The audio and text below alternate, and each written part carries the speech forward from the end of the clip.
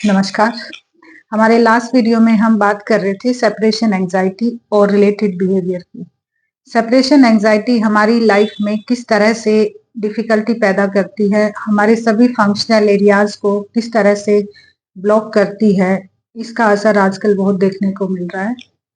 हमारी लाइफ की 3 major domain professional, personal और सोशल लाइफ, हम तीनों में ही डिसीजन नहीं ले पाते हैं। डिसीजन मेकिंग बहुत पुअर हो जाती है क्योंकि कॉग्निटिव लेवल पे थिंकिंग हाई होती है।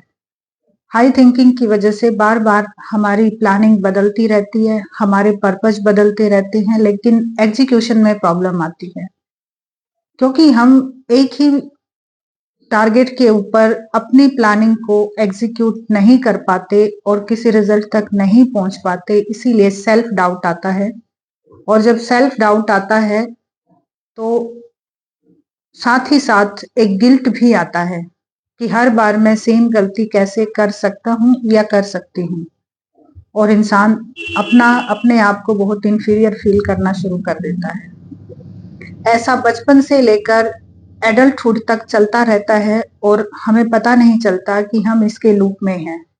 लेकिन एडल्टहुड के बाद जैसे ही लाइफ का फेज चेंज होता है, मैच्योरिटी आ जाती है, उस टाइम हमारी यही प्रॉब्लम और या हमारा यही सेल्फ बिहेवियर पैटर्न हमें परेशान करना शुरू कर देता है।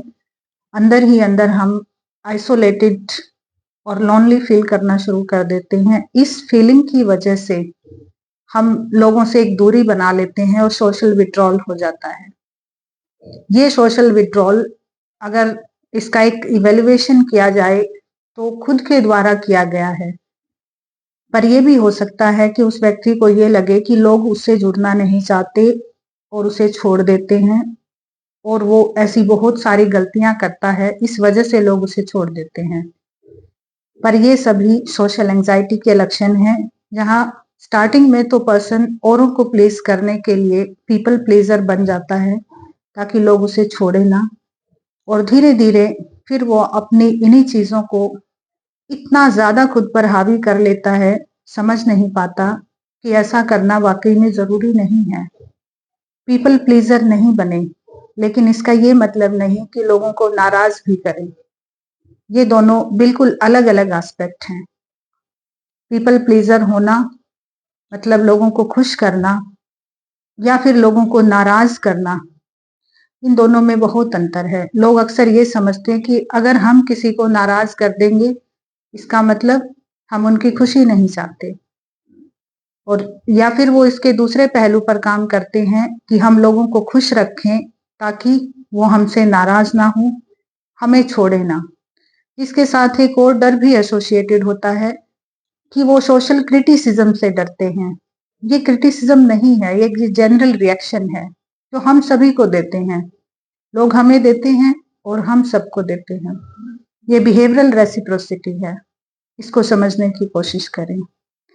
ये सभी लक्षण सोशल एंजाइटी के हैं, और इसमें पर्सन अनइंटेंशनली ऐसा बिहेवियर करता चला जाता है कि जिस चीज से वो डरता है, अंत में उसे उसी को फेस करना पड़ता है। इससे बाहर आने के लिए हम एक इंटीग्रेटेड ट्रीटमेंट ले सकते हैं, जिसमें फार्माकोथेरेपी, मेडिसिन अगर जरूरी है तो, नहीं तो साइकोथेरेपी, काउंसलिंग जिसमें सीबीटी, एक्सपोजर थेरेपी, और जो टेक्निक रहती है वो ग्रेजुअल एक्सपोजर रहता है, सिस्टमैटिक डिसेंसिटाइजेशन रहता है, जिसमें पर्सन धीरे धीरे अपनी कॉग्निशन को, मतलब अपने थॉट प्रोसेस को चेंज करते हुए अपनी लाइफ में कम बैक करता है, और उसे पता भी नहीं चलता कि कब उसका ये बिहेवियर पैटर्न ठीक हो गया। जिन लोगों को वो खुश करना चाहता था और नहीं कर पा रहा था, उसका उल्टा ही होता था कि लोग नाराज ज्यादा होते थे, अब वो सब बंद हो जाता है। उसे खुद पर भरोसा जो पहले नहीं होता था, अब वो होना शुरू हो जाता है।